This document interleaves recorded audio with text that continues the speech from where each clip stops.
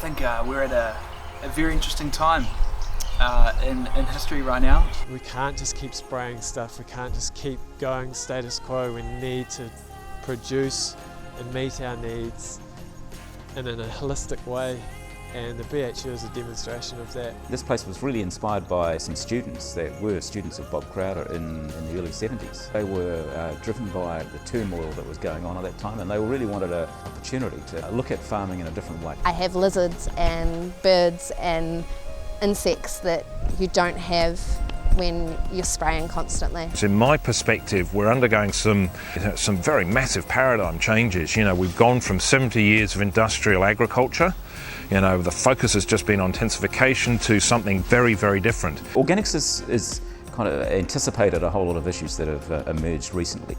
Issues like climate change and protection of soil erosion and biodiversity management. Those are issues that organic farming's been reviewing and looking at in detail for 100 years, and the BHU's been a real home for those.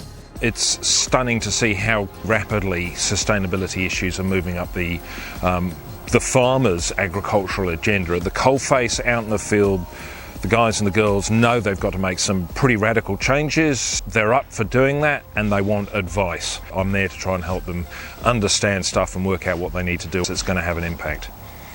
We've been doing some pretty amazing, edgy research that others haven't really touched, but what's been really interesting is that a lot of that's now becoming mainstream. That level of skill and understanding of how to manage multiple layers of a system is critical. We need proper training facilities as part of that ecosystem. There's a massive hole there at the moment with the number of applied training providers. They've disappeared. BHU is one of the very last. I think the impact it has is giving people an opportunity to get out onto a farm with the right values of organics and looking after the soil and looking after the environment and not spraying, and getting those practical skills. The BHU's had over 400 students, or more than that. Some of the stories that we know about the students and what they've gone on to, it's pretty inspirational.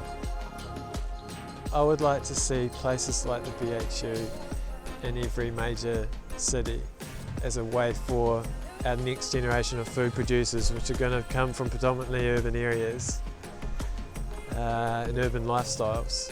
They need spaces like the BHU to gain access to that as a future. The solutions to many of these issues are embarrassingly simple.